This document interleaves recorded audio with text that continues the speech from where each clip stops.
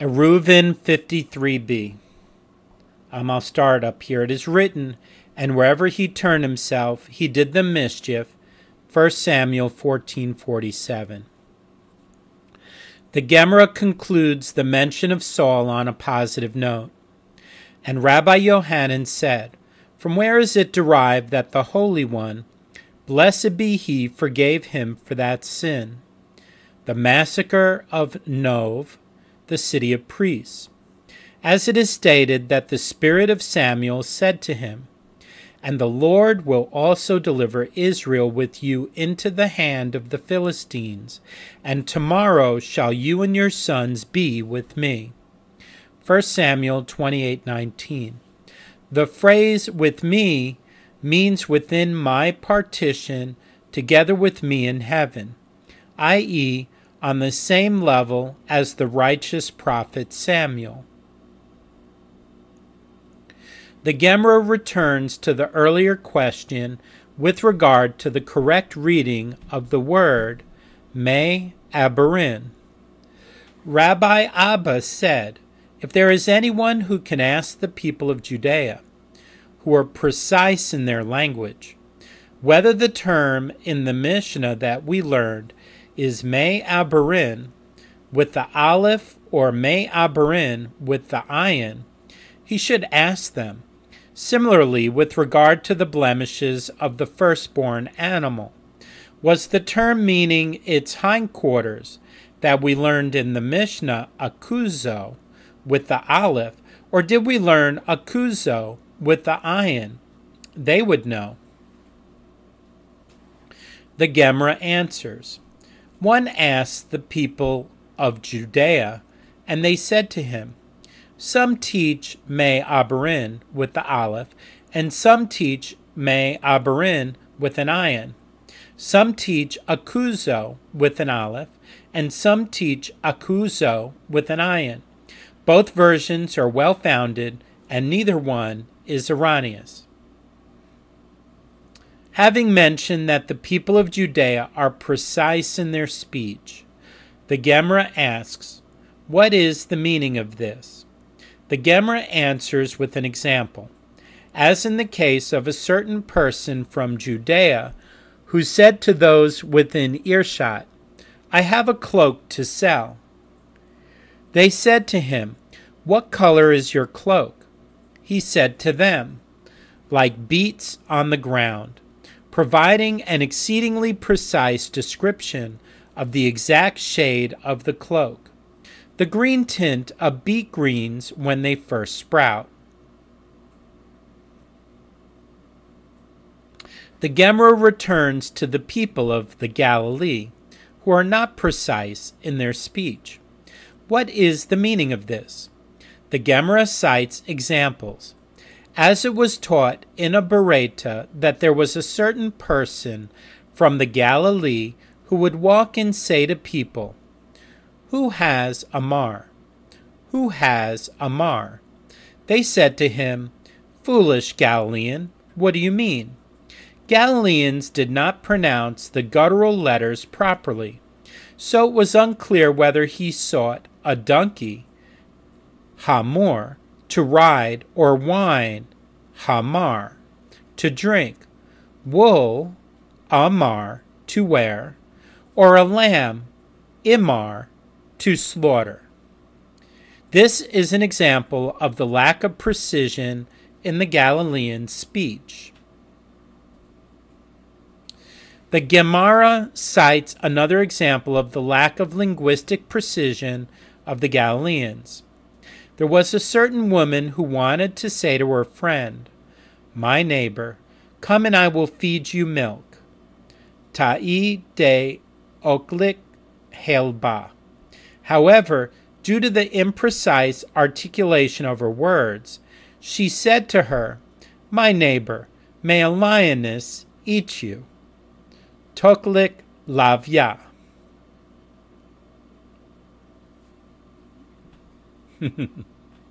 The Gemara cites another example of the ignorance and incivility of the Galileans. There was a certain woman who came before a judge, intending to say, "Master, sir. Mari Curie spelled with a kuf. I had a board, and they stole it from me. Tavla havet li uganavuha mimeni. But instead she said to him, Master's servant. Mari Curie spelled with a kaf. I had a beam, and they stole you from me. Tafla havet li uganavuk min. And it was so large that when they would hang you upon it, your feet would not reach the ground. In contrast to the speech of the Galileans, which indicates ignorance and loudishness, the Gemara cites examples of the clever phraseology of the inhabitants of Judea and the sages. The maidservant in the house of Rabbi Yehuda Hanasi, when she would speak enigmatically, employing euphemistic terminology or in riddles, she would say as follows: the ladle used for drawing wine from the jug is already knocking against the bottom of the jug, i.e., the wine jug is almost empty. Let the eagles fly to their nests, i.e., let the students return home, as there is nothing left for them to drink. And when Rabbi Yehuda Hanasi wanted them to sit, she would say to them, let us remove the stopper from another jug, and let the ladle float in the jug like a ship sailing in the sea. The Gemara also relates that when Rabbi Yosei bar Asyan would speak enigmatically, he would say, prepare for me an ox in judgment on a poor mountain. His method was to construct words by combining words from Aramaic translations of Hebrew words, or Hebrew translations of Aramaic words. Ox is tor in Aramaic. Judgment is din.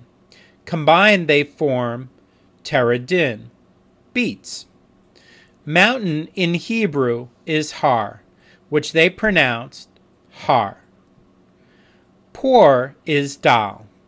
Together it spells har dal, mustard. Thus Rabbi Yosei bar Asyan was requesting beets in mustard.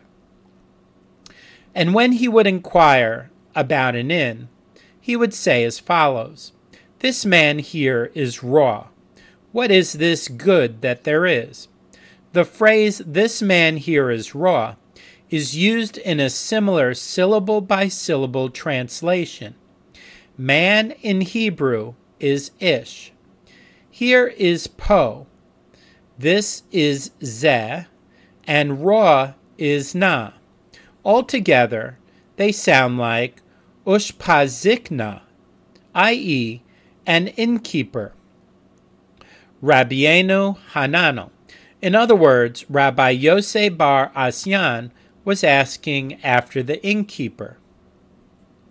When Rabbi Abahu would speak enigmatically, he would say as follows: make the coals the color of an etrog.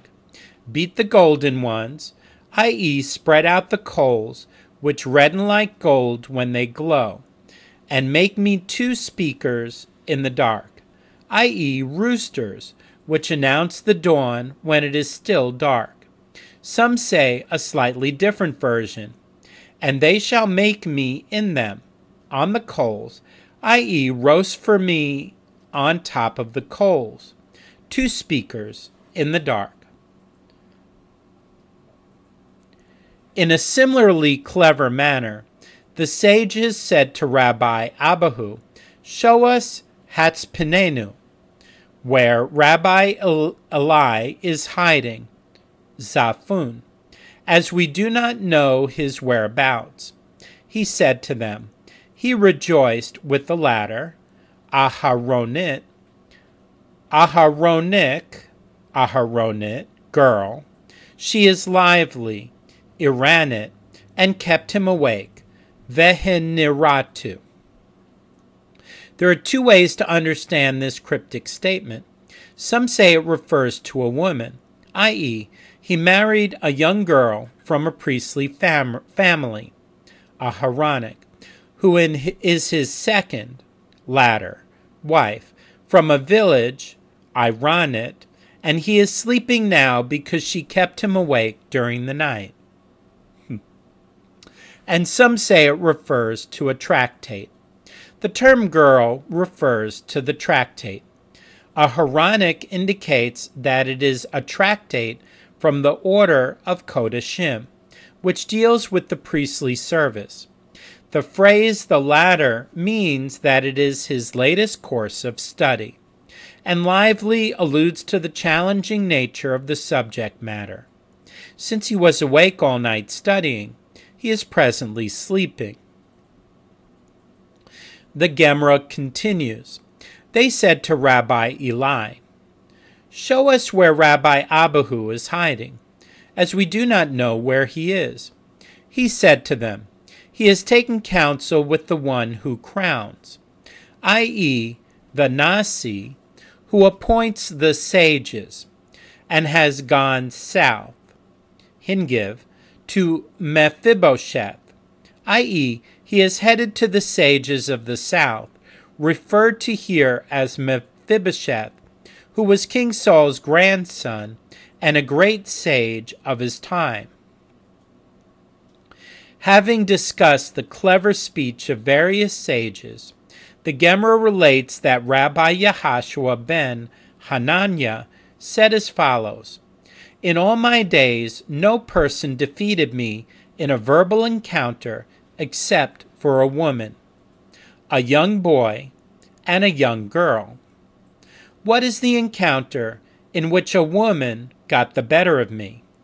One time I was staying at a certain inn, and the hostess prepared me beans. On the first day I ate them and left nothing over, although proper etiquette dictates that one should leave over something on his plate. On the second day I again ate and left nothing over.